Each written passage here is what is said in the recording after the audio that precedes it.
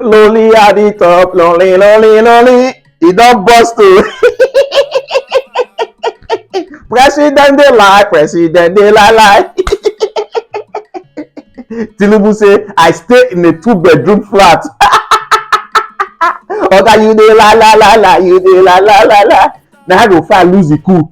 Rufai say this one dey do for here for him name. This one dey do for here. Wetin is that one big mansion? What is he talking about? Rufai, calm down. Lonely at the top, you dey la la la la. This country, all these old men are too lie. President of the Nigeria Labour Congress, Joe Ajaero, revealed details of his private meeting with President Bola Ahmed Tinubu in Abuja last week as nationwide protests broke out over the rising cost of living. Ajaero stated during a live television interview that President Bola Ahmed Tinubu told Labour leaders that as part of measures to reduce the cost of governance, he attempted to reduce the presidential fleet and lives in a two-bedroom apartment. When asked about the appointments of several special assistants, Tinubu argued that rather than subscribe to complaints over hiring numerous aides, the unionists should consider the hires in light of job creation. I mean, this is a new twist, Rufai. Go ahead. Okay. Why you know the reaction is, that is exactly the problem with Nigeria. And I totally disagree with President Tinubu. When they say you're hiring lots of people as special advisors, you're saying job creation for what? It is the private sector that should create the jobs. Why can't we revitalize the private sector? Today, as we speak today, dollar is going yo-yo to the naira. No cars on the road, OG. Businesses are shutting down. GSK is going down. Everything is going down in Nigeria, and nobody's talking about it. And you're trying to justify it, and you're telling us you live in a two-bedroom. Humor me. Look at the mansion down the road. Yeah. What is two-bedroom apartment?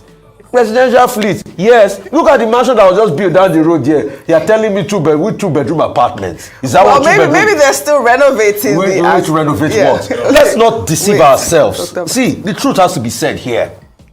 All of that the president is saying that two-bedroom apartment is just part of talk. We all know that the president is a very wealthy man. And he has means to whatever he wants to have means to. But what we are saying is, cut cost of governance. You are putting about 48 ministers in the first place. You are burgeoning ministries everywhere.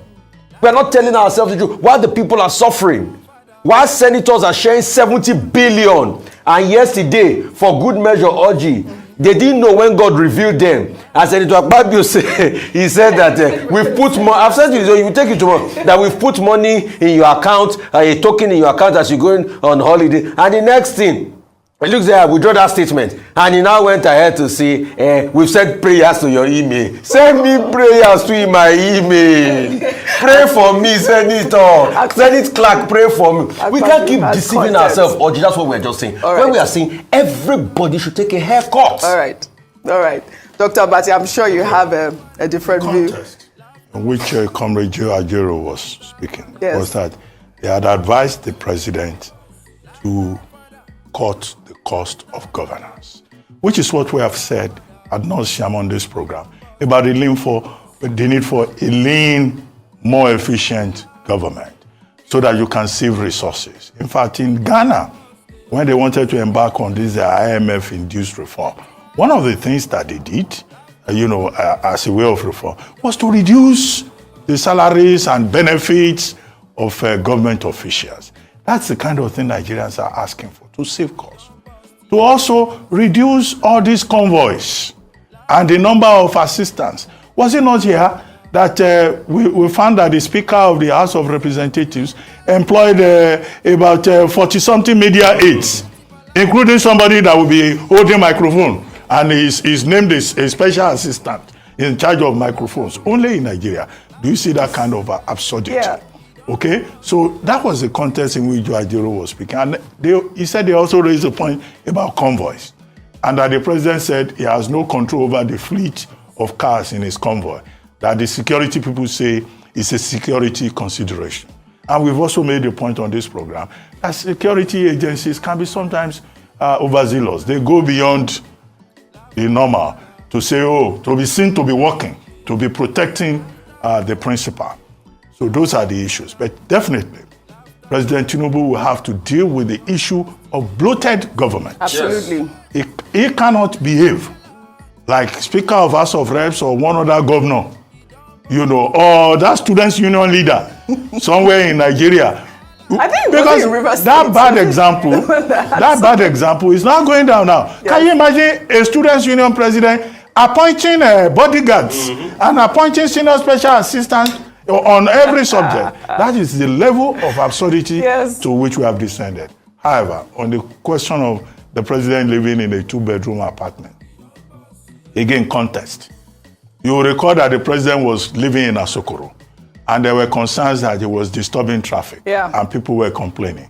So we were later told he has since moved to the villa. Yeah. But when he moved to the villa, the 2-bedroom apartment that the president can talk of is glass house. If the main residence is still under renovation, and I don't know why that renovation should go on forever, the president can say, oh, he's staying in the glass house. The glass house is a 2-bedroom apartment. Even the dining room cannot take up to 10 people.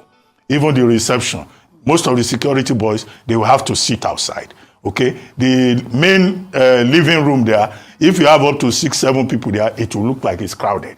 And there are just 2 rooms.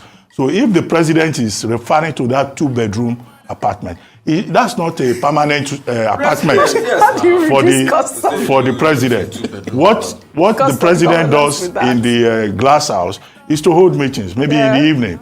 Some meetings, the people will have been asked to wait at the glass house. He goes there, and then he goes back to the main residence. And this main residence and all the adjoining environment, it's palatial. Yes.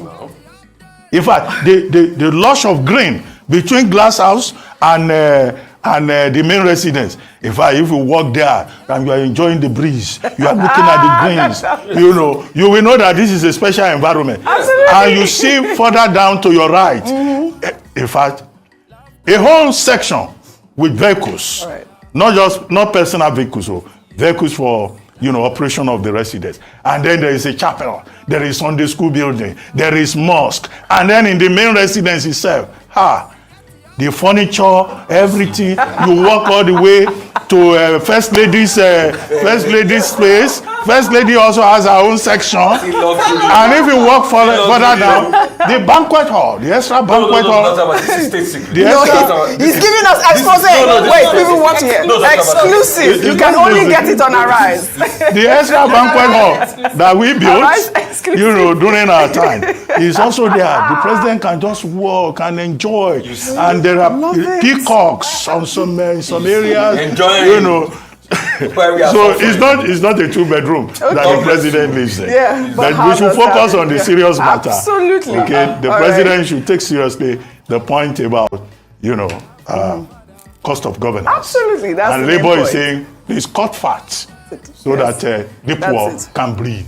Absolutely, well said, Dr. Abati.